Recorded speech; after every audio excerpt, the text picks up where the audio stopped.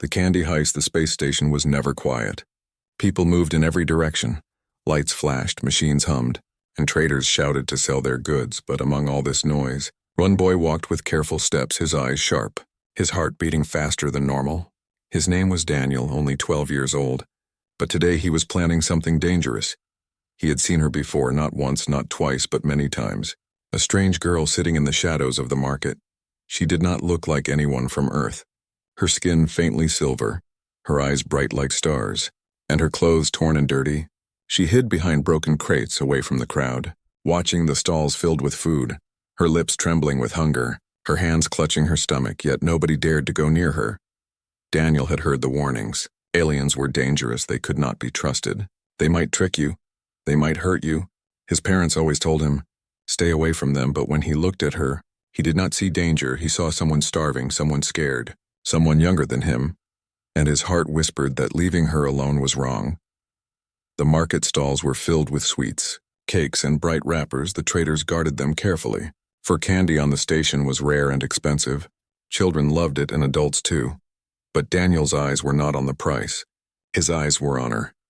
The girl in the corner, her gaze fixed on a single piece of candy, small and shining like treasure, her mouth almost watering.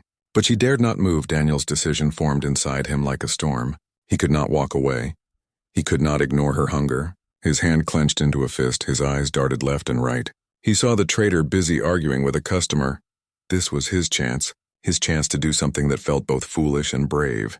Step by step he moved closer, his heart pounding. The world around him felt slower. The voices became distant. Only the stall and the candy mattered. His small hand reached out, shaking, trembling. Then in one swift motion he grabbed the sweet, pushed it inside his pocket, and turned away. The sound of his own footsteps echoed in his ears. He expected the alarm, the shout, the angry hand pulling him back, but nothing came. The trader was still busy yelling at the customer. No one noticed except one person. The alien girl hiding in the shadows, her eyes widened.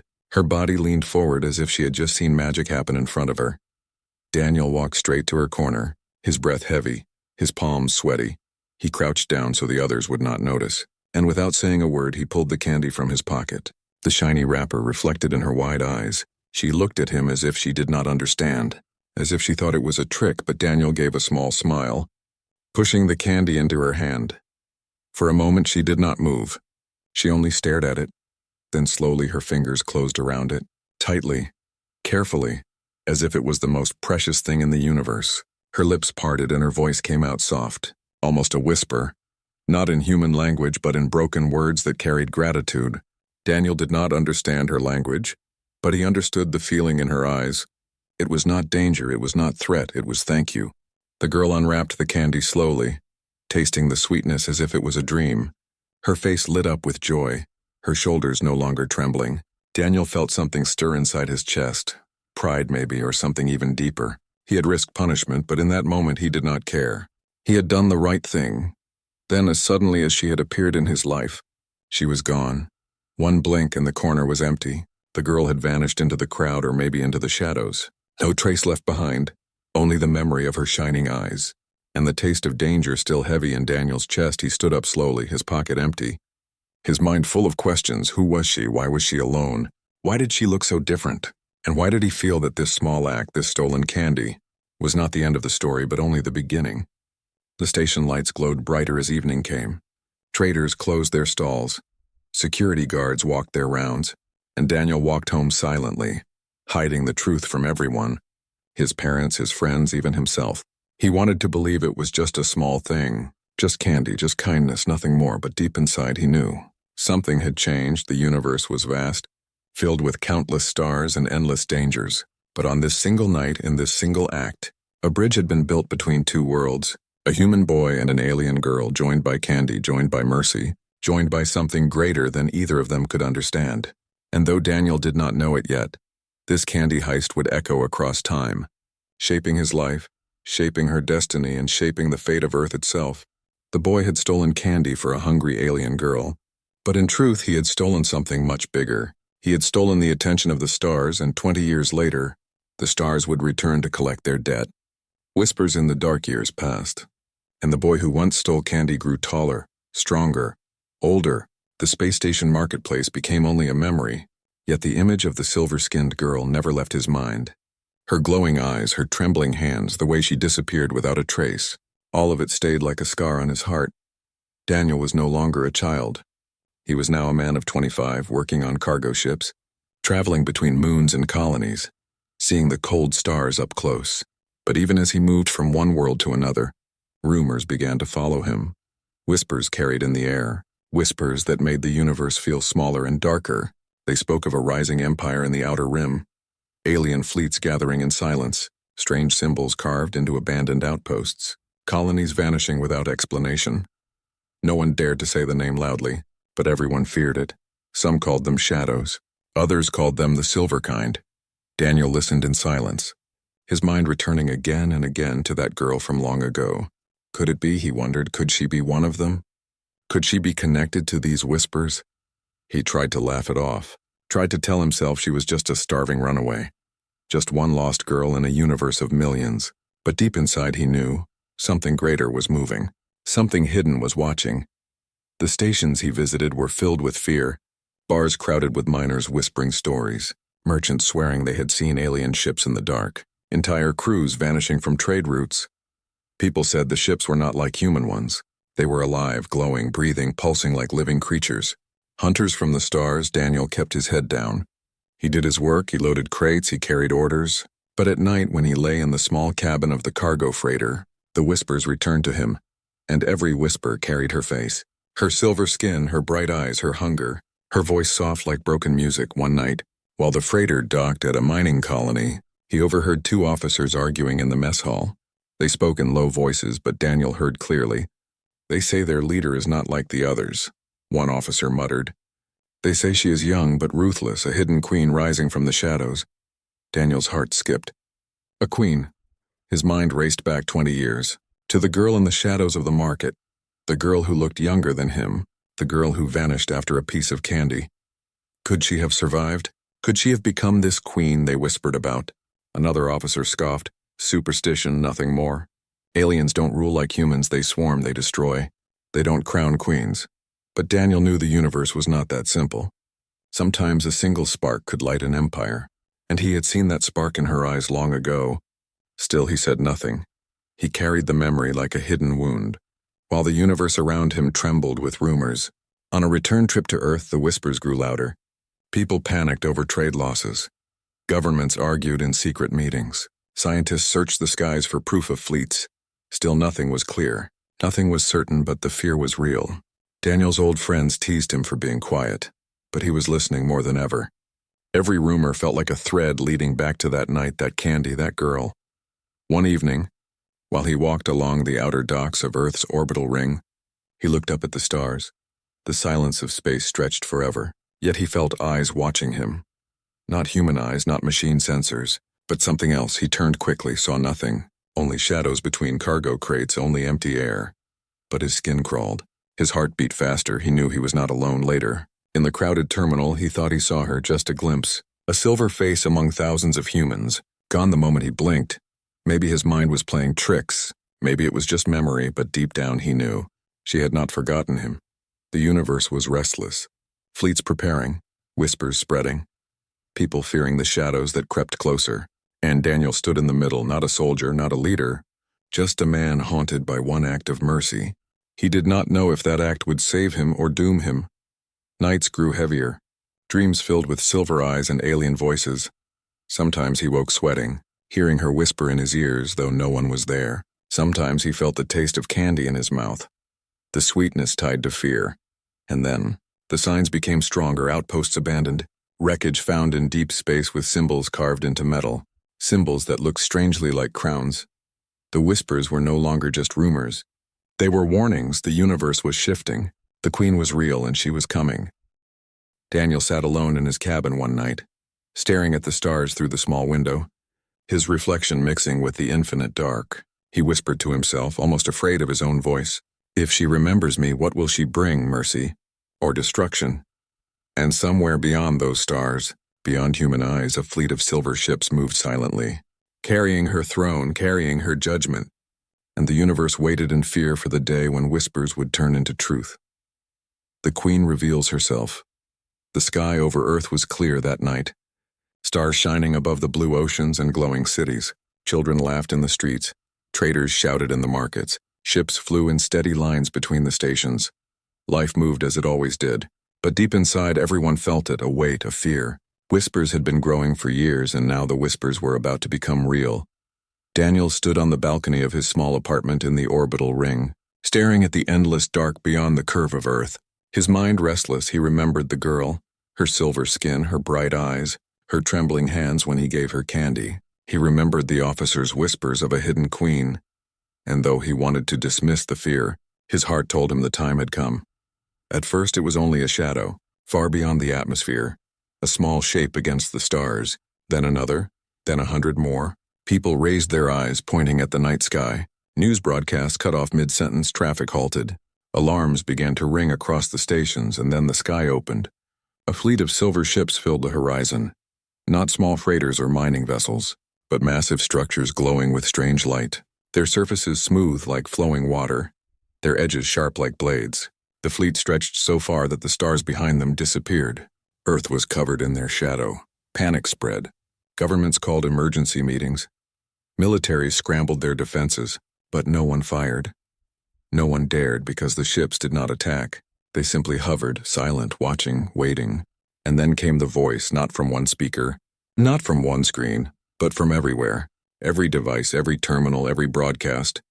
The voice filled the air like a storm, calm but commanding. Soft but unshakable, people of Earth, I am your judge, the voice said. And every heart froze. Screens across the planet lit up. And the image appeared, a figure standing tall, a crown of silver light upon her head, eyes burning like stars, skin shining faintly with silver glow. She was no rumor now, no whisper in the dark, she was real. And Daniel's heart stopped. Because he knew her. He knew her at once. 20 years had passed, but it was her. The same girl from the shadows of the market. The same girl who had eaten candy with trembling hands, now standing before billions as a queen. Gasps filled the air. Children cried, parents held their families close. Soldiers gripped their weapons with shaking hands. But no shot was fired. No order was given, because the queen did not come with fire. She came with judgment. For centuries you have feared us, she said. Her voice steady, her eyes unblinking. You whispered of our cruelty. You prepared your armies for our destruction, yet you know nothing of mercy, nothing of kindness. You measure strength in weapons, but I measure strength in hearts. Her gaze turned, her eyes scanning through the screens as if she could see every person on Earth at once. Years ago, when I was hunted, when I was starving, when I had nothing, one of your own gave me life not with a weapon, not with power, but with mercy. A single act that shaped a queen. Daniel's knees grew weak. The memory struck him again. The candy in his hand, her eyes shining in the dark, the moment that seemed so small, now revealed to be the foundation of something far greater. The queen's voice rose, her words sharp as blades yet soft as whispers. Now I return not for conquest, not for vengeance, but for truth. I must see if your world is worthy of the mercy once shown to me. Your fate will not be decided by armies, but by your hearts. The silence that followed was heavier than war. People stared at the screens, unsure if they had heard correctly, unsure if mercy could truly decide their survival. Daniel's hands shook. He felt the weight of billions pressing upon his chest, because he alone knew the truth. He alone knew who she was speaking of. Yet he dared not speak. He dared not reveal himself. On the streets, some cried with hope, others with fear. Some shouted that she was lying, that aliens never showed mercy, that it was a trap. Others whispered that maybe she spoke truth. Maybe there was still hope. But in the deep chambers of power, generals and leaders argued, should they strike? Should they surrender? Should they wait? Yet none dared to move first, because the queen's fleet stretched across the stars like a wall of silver fire, and in the quiet of his room, Daniel whispered to himself, his voice breaking, she remembers me, because in her eyes on the screen, he saw it not for the world, not for the armies, not for the governments, but for him, the boy who had once stolen candy in the dark. She remembered, and now she had returned as queen. The earth held its breath. The fleet above remained silent. The queen stood tall, her silver crown glowing brighter, her words hanging heavy in the air. You will be tested, she said, her voice final, her gaze unshakable. And when your hearts are revealed, your fate will be sealed. And with those words, the broadcast ended. The screens went dark. The ships remained above, and the world trembled. Caught between fear and hope, Daniel sat frozen. The past colliding with the present, the small act of kindness now burning brighter than the stars themselves. And he realized his life was no longer his own. It was bound to hers, bound to a queen, bound to a destiny that would soon decide the future of Earth. A kingdom's debt. The world did not sleep after the Queen's broadcast. Lights stayed on in every city. People gathered in the streets. Radios and screens repeated her words again and again. No one could escape the weight of her presence. And above them all, the Silver Fleet floated in silence. Unmoving, unshakable, Daniel sat in his cabin, his head in his hands, his thoughts spinning. The Queen had spoken of him, though no one knew it. No one understood, but he knew. She had not forgotten that night. The candy, the risk, the kindness, he felt both pride and fear. For what if she demanded more than he could give? What if she came not as a friend, but as a judge? The following day, another broadcast came. This time not to the whole world, but to chosen places, great halls, councils, academies, and also to Daniel's small cabin, his screen lit with silver light. And there she was again, the Queen, her crown glowing softly, her eyes deep and endless. "People of Earth," she said, "you fear me because you do not know me. You whisper of war, but you do not know my story. You will hear it now, and you will know why I stand before you." The screen shifted, and the image changed, no longer the proud Queen, but visions of her past. She was younger, smaller, her clothes torn, her face hollow. She ran through broken corridors of a ruined world, soldiers with heavy armor chasing her, her breath ragged, her body weak. "I was born to a throne," her voice echoed. "But I was not raised upon it. My world was torn apart by war. My family hunted, my people scattered. I was a child, no crown, no soldiers, no kingdom. Only hunger and fear." Daniel's chest tightened. The vision looked too familiar. It was her, the same trembling girl he had seen on the station. "They hunted me," she continued. "They wanted the line of my blood broken. They wanted me erased. I fled across stars, hiding in shadows. Starving, forgotten, I was no queen then. I was only a lost child, one who should have died."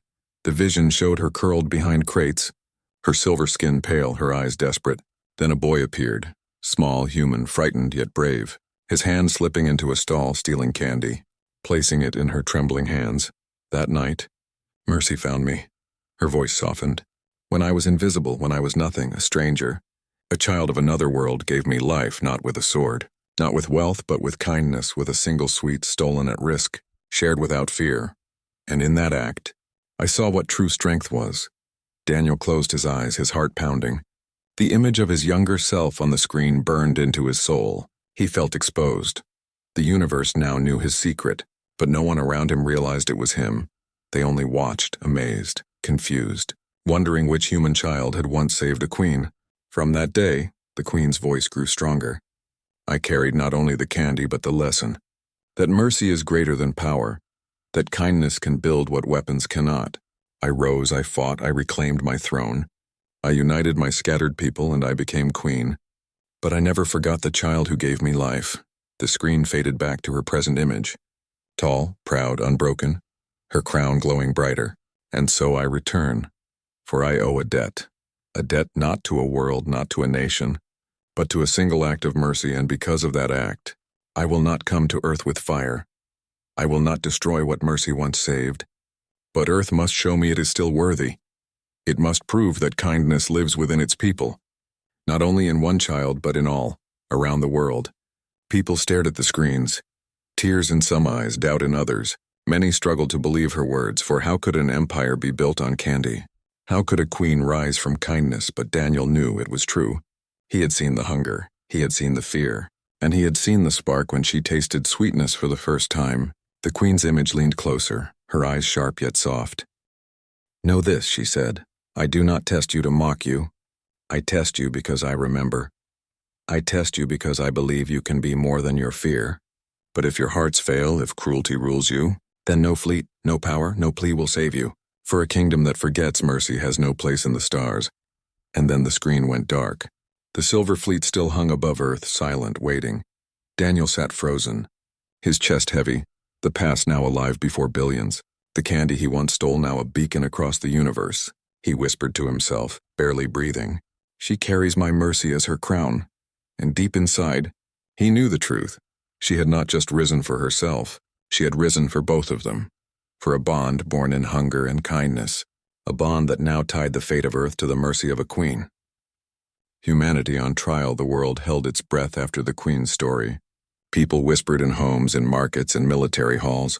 The idea that Earth's fate rested not on weapons but on kindness felt impossible.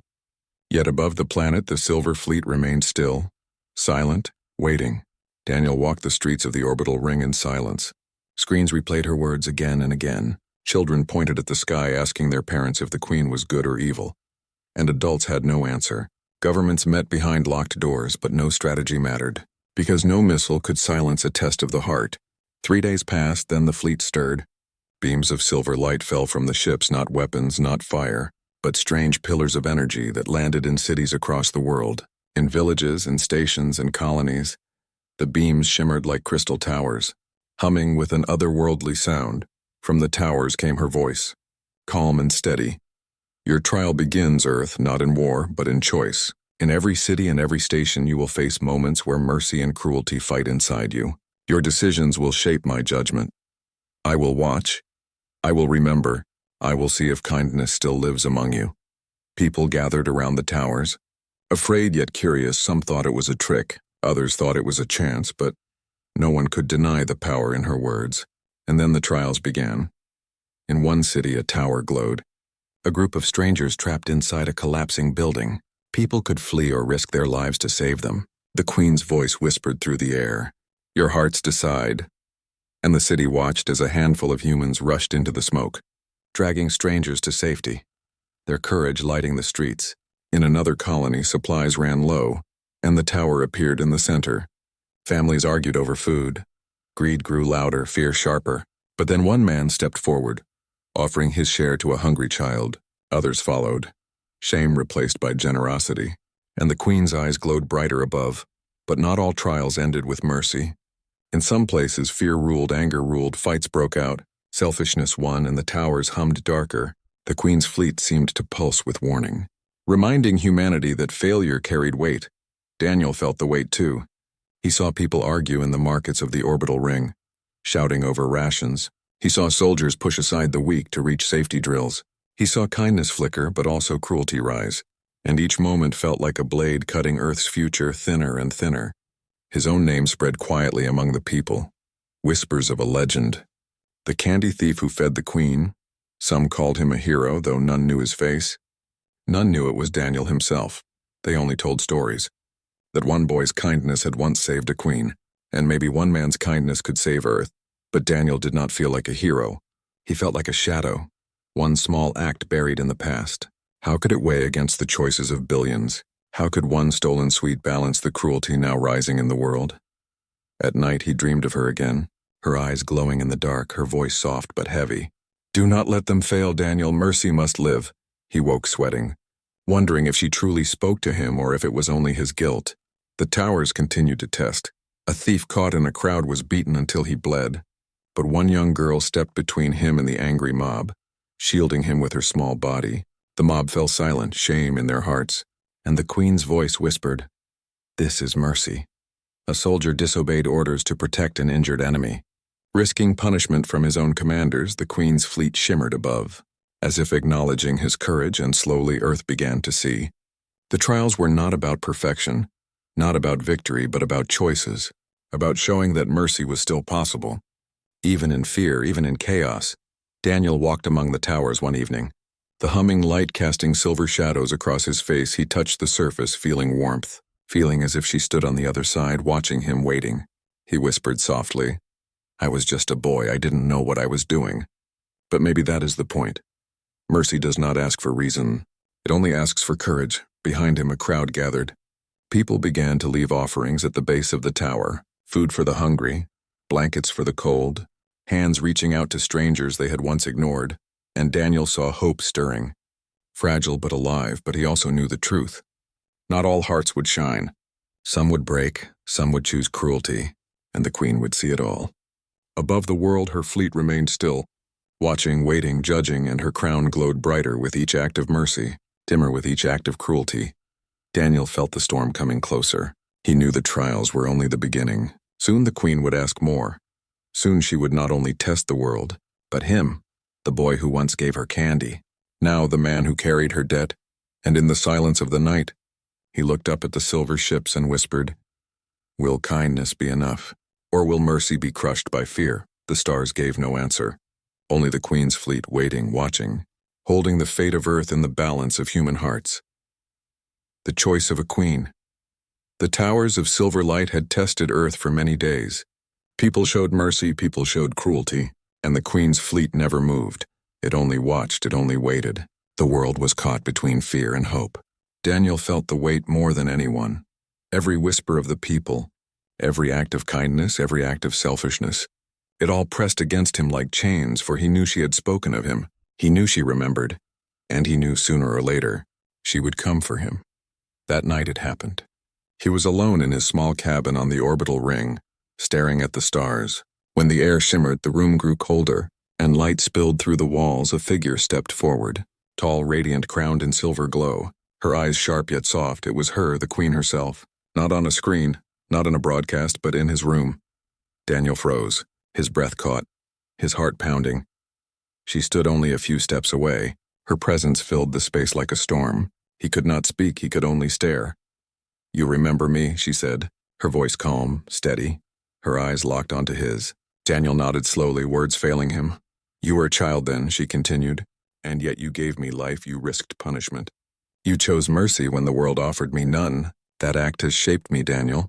It has shaped empires. It has shaped the fate of stars, but now I must ask, does mercy still live in you? Not as a child, but as a man?" Daniel's mouth was dry, his voice cracked as he spoke.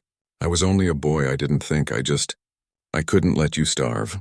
Her eyes softened, but her crown glowed brighter. "Sometimes the smallest acts are the purest," she said. "But mercy is not easy when the weight of the universe presses against you, when fear surrounds you, when others demand cruelty. So I ask you, Daniel, not as a boy, but as the man you have become, would you choose mercy again, even if the universe turned against you?" The question cut through him. Sharp and heavy, he wanted to answer quickly. He wanted to say yes, but his mind filled with fear. He saw soldiers preparing weapons. He saw leaders whispering of war. He saw people fighting over food. He saw cruelty alive on Earth. He felt doubt. "Why me?" he whispered. "I'm no leader, I'm no soldier. I'm just a man who once gave you candy." Her gaze deepened, silver light burning in her eyes. "And yet that act has echoed for 20 years, she said. "It was enough to remind me that mercy can build more than power. It was enough to remind me that kindness can light the dark. It was enough to crown a queen. Do not tell me you are nothing, Daniel, for you carry more than you know." Daniel's hand shook, his chest heavy. He turned away, staring out the window at the stars. "I'm afraid," he admitted, "afraid of failing. Afraid that mercy won't be enough, afraid that cruelty will win." The Queen stepped closer, her silver glow surrounding him, her voice softer now. "Mercy is never without fear, Daniel. But courage is not the absence of fear. It is the choice to act in spite of it. So I ask you again, would you steal from me again? Would you risk yourself again? Even if all the universe turned against you?" Silence filled the room. His heart pounded, his hands clenched. Memories flooded him. The girl starving in the shadows, his small hand slipping candy into hers, her eyes shining with life, and now, her standing before him as queen of an empire. All because of that one act. Slowly he turned back to her, his voice steadier now. "Yes," he said, "yes, I would, even if it cost me everything.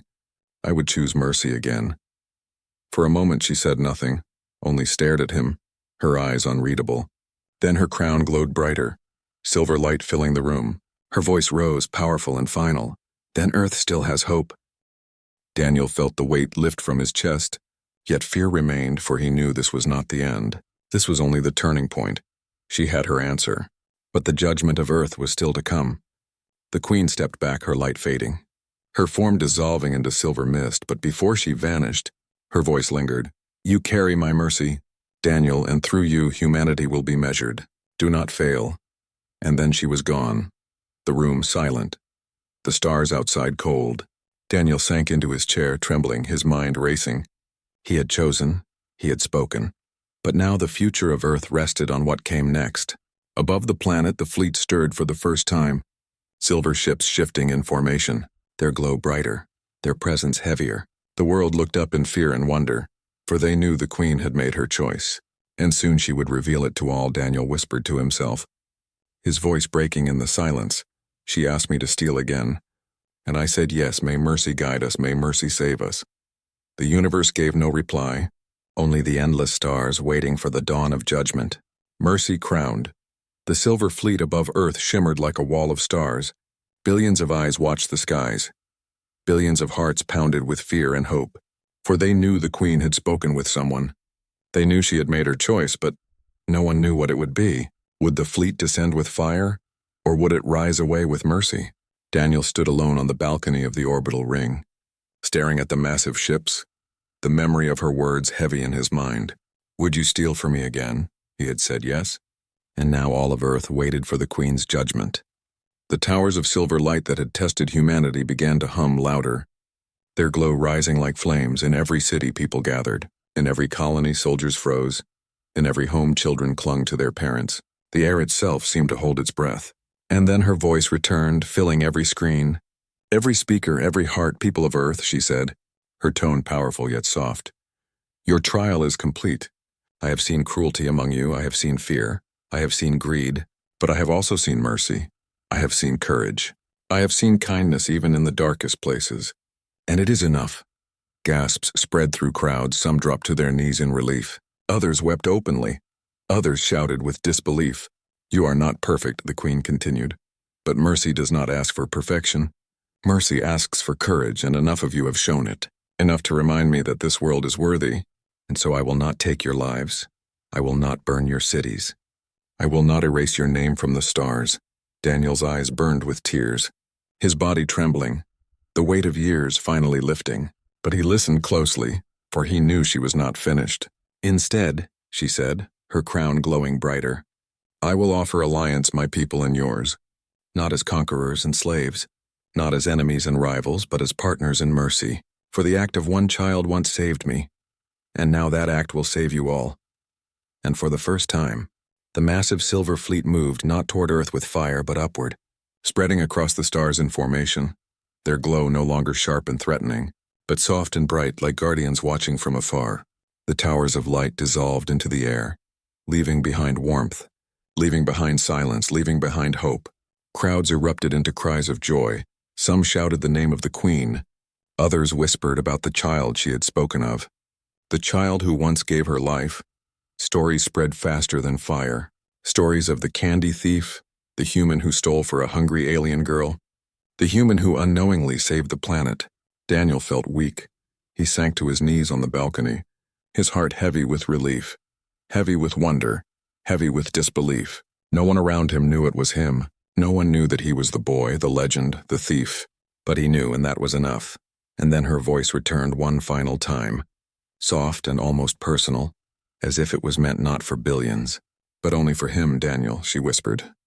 Your mercy crowned me. Now it crowns your world. May it never be forgotten. His chest tightened. Tears blurred his vision. He whispered back, though she could not hear. It was only candy, but deep inside he knew it was more. It had been a seed planted in hunger, a seed that grew into a queen, a seed that had saved Earth itself. Years later, statues would be built, not of soldiers, not of leaders, but of a boy holding out a piece of candy. Children would hear the story and learn that kindness matters, that even the smallest act can shape galaxies. Daniel lived quietly. He never revealed the truth. He never told the world that he was the boy. He let the legend grow without his name, for he knew it did not belong to him alone. It belonged to everyone. It belonged to humanity. But sometimes late at night he would look at the stars, and he would see the silver glow of her fleet in the distance, watching, guarding, and he would smile, because he knew she still remembered. The Queen had returned not with fire, but with mercy, not with conquest, but with alliance, and her final judgment had been clear. Earth would live because mercy had been crowned.